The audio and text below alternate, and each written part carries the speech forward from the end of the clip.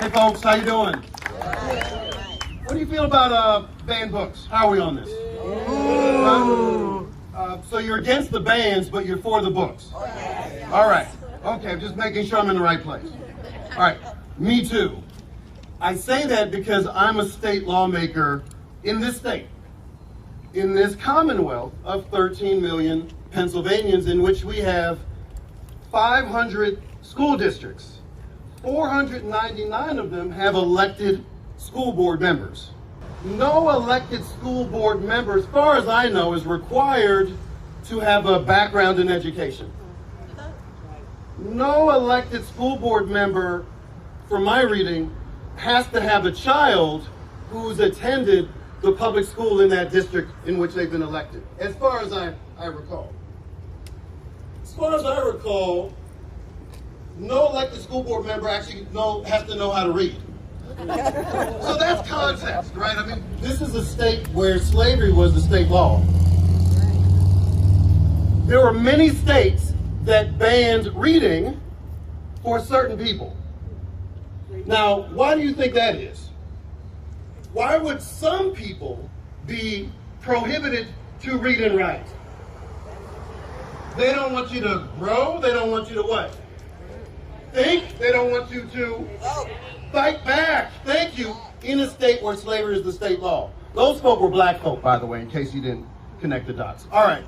But, you know, also there are states where not only could you not be allowed to read or write, but you could be publicly flogged. That's whipped people.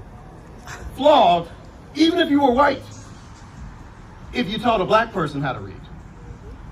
In this country. In this country. All right, so that's some context. Did I mention I work in the state legislature, did I? Okay, all right. So we have the largest full-time state legislature in the country. 253 lawmakers. That's a lot of folks. 203 in the House where I work and 50 in the Senate. Recently there was a bill to ban what is it?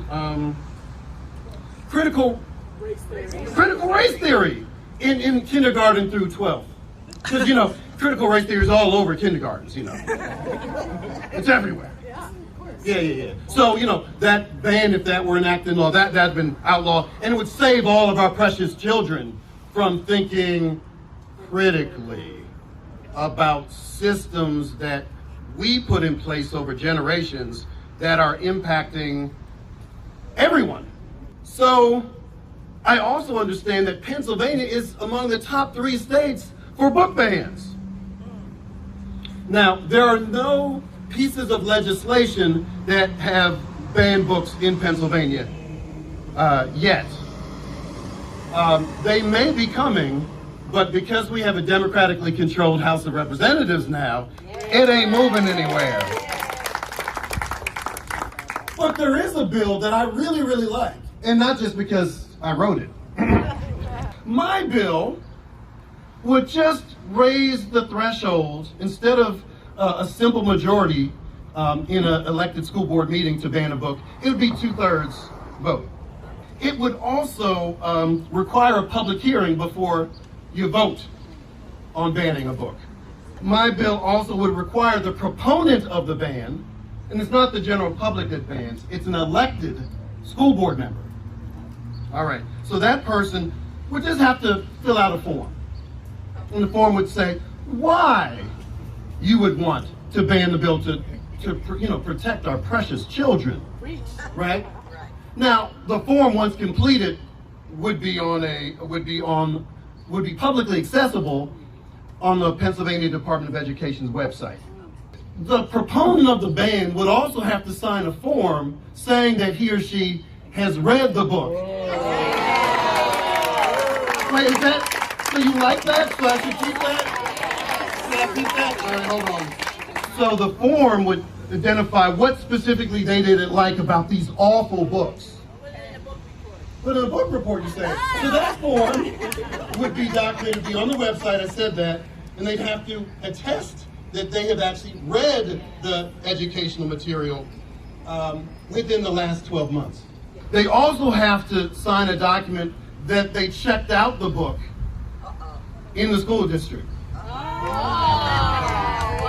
like in the libraries that all of our taxpayer money funds, that they have to get the book that they are going to devour, you know, word for word, and then say, I hate this book for all children. Okay, so then the form will be reviewed. Now this may be a controversial for all of you, so please bear with me. The form would be reviewed by, hold on, local members of the school community. So I don't know what you would think if you would let this committee have like educators on the committee. Is that okay? So okay, what about principals, directors of curricula? Now, I know that's a long Latin word, but I feel that that has relevance here. Curricula, superintendent. Now they could even bring on members of student organizations. Now I know that seems far afield, but I think there may be some students who want to read and learn in those affected schools. All right, so that would be the committee. Now the committee would also need to be trained a little bit about the content that is so controversial. So my bill would require that a professor from a public college or university from Pennsylvania talk to the committee. Now the professor wouldn't be any professor.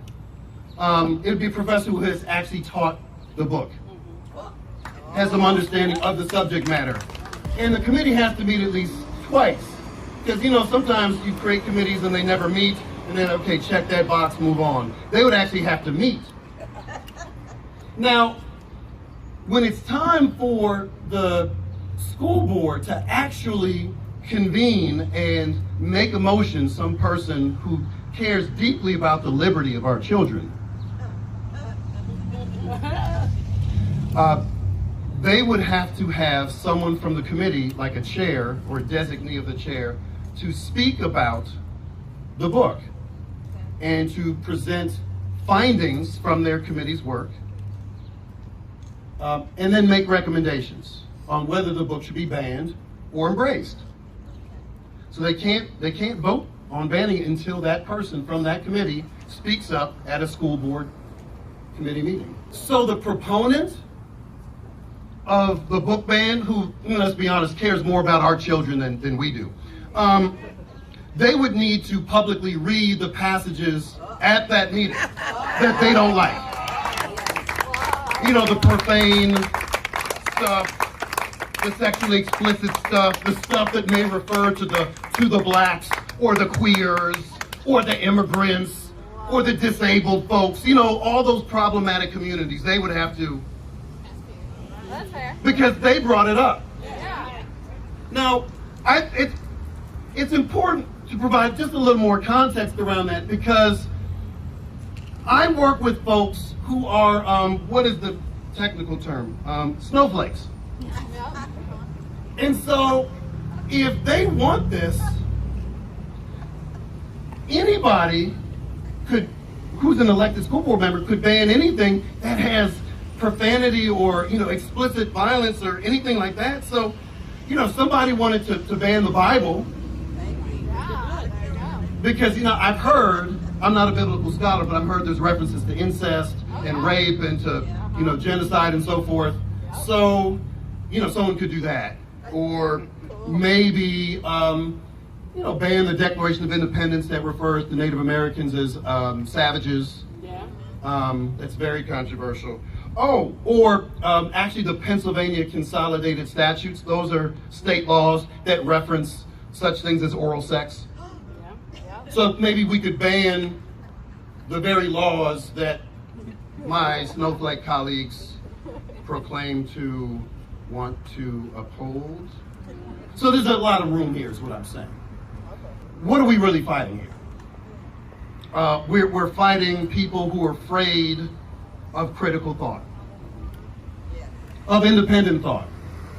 They're afraid of diverse groups of people coming together and understanding that our fates are intertwined. They want to divide us. But what they're doing is actually bringing us together. Because look around, this is a pretty diverse group of folks on a lot of different levels, and it's fabulous. They're helping us. I love this controversy. Anything that kind of accentuates their idiocy makes our job a little easier.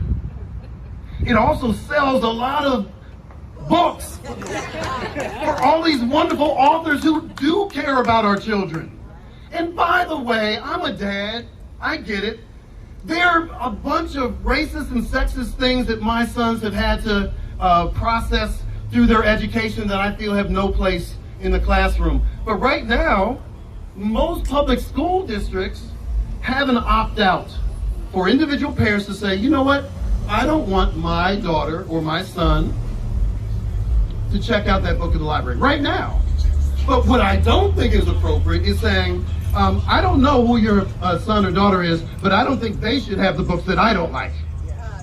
I believe all of our children should have the right to read and learn. And it is a powerful thing. It is a powerful thing in a commonwealth where we just had a court ruling from the most conservative court in the state that said basically in our state we have two different school districts. Those for the haves and those for the have-nots. And we have so much to learn, all of us, not just young folks, but all of us. Why would anyone want to keep us from the truth? Why would anyone keep us from that history that defines the struggle that got us to this very moment? I'll tell you, they're afraid. And I'll just say it, they should be. They should be very afraid because look around, we are trouble. But this is good trouble, am I right?